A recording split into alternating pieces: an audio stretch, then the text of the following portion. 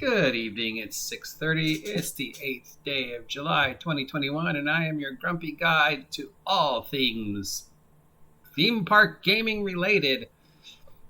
And we're continuing our deep dive into the curious idea of video game and role-playing game inspired theme parks, because it's just sort of it wiggled its way inside my brain after the whole they're going to make a D&D theme park thing. And then, of course,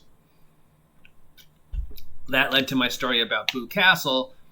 And in my story about Boo Castle, I mentioned the unauthorized World of Warcraft theme park in China.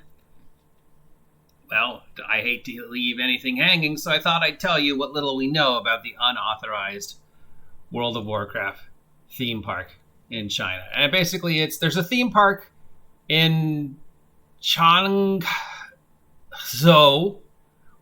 Changszhou, which is in the southern Jiangsu province of the People's Republic of China.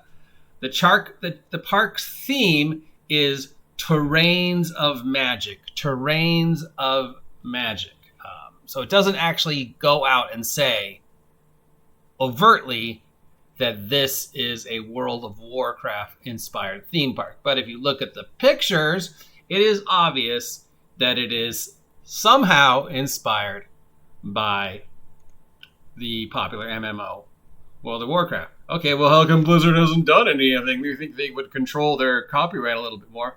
Well, considering what a large population of Blizzard's fan base are StarCraft and Warcraft players, of course, Blizzard's is going to be like, hey, no, theme park using our images without our permission, bad.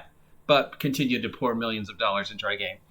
Now, of course, there's also been some things about, they're not exactly violating the copyright because fantasy creatures are fantasy creatures. Except, of course, there is this ride in the theme park specifically called the Silver Moon's Pride.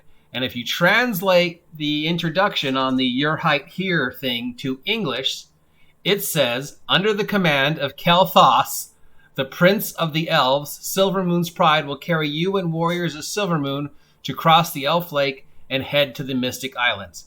Happiness level 3.5 stars. Kids below 1.4 millimeters shall be accompanied by adults. Please take good care of your valuable belongings. So that is the English translation of the you have to be this tall for the Silver Moon Pride ride. It literally says Kel'Thas, who, is the Lord of the Blood Elves.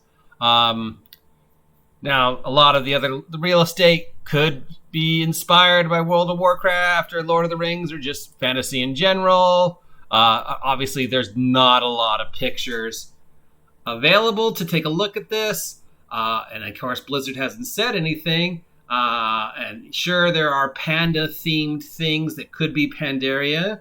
But then, could also be Jack Black's character from Kung Fu Panda. Or just because it's China, a panda. And yes, there are some scantily clad elf-looking creatures. But are they World of Warcraft elves?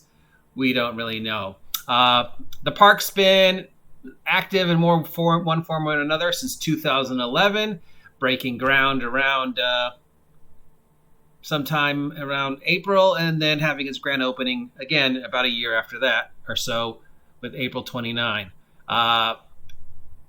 Estimated price on the park is about $30 million. And, it's 60,000 square meters, 600,000 square meters wide. It averages, about 30,000 people in attendance at its 1 year anniversary. So about 30,000 people a year go through it. It's been often referred to as China's Disneyland. Of course, China also has an unofficial knockoff Disneyland. Now, it is not called Blizzard Park or World of Warcraft Park.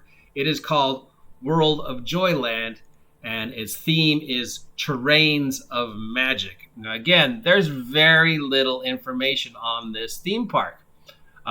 There's a couple YouTube articles on it. There's a couple picture things on it. Most of the rides are 4D special effects. There's There's a water ride.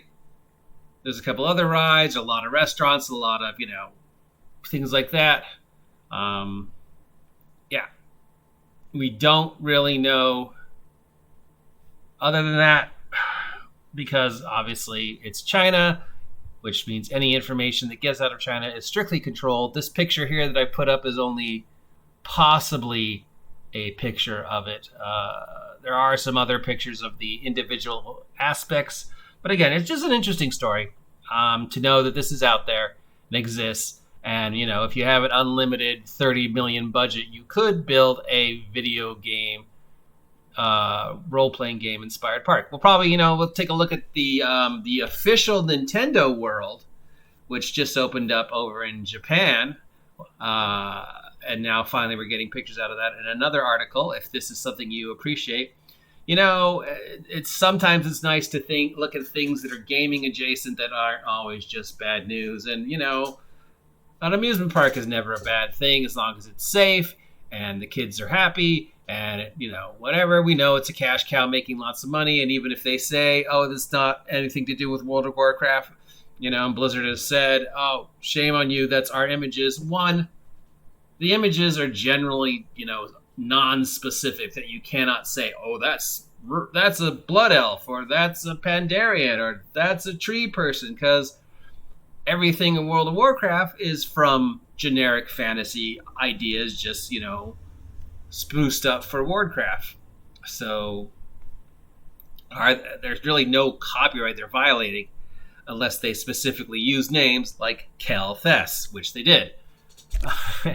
Just a little interesting thing to think about, and we will continue our exploration, probably video game and role-playing game inspired theme parks going further, because it's a fun topic to talk about, and there's not a lot of people who actually talk about this other than, of course, video game and amusement park vloggers, but no actual gamers have sort of, dug deep into the rabbit hole of RPG video game inspired theme parks, and maybe it's another good corner for the vlog to cover, because it is technically tabletop role-playing game news, whether in sports. I'm your grumpy guy to all things gaming.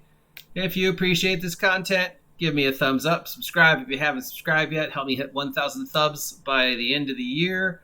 Until next time, stay warm, stay dry, stay safe, stay awesome, stay off my land, and I'll talk to you later.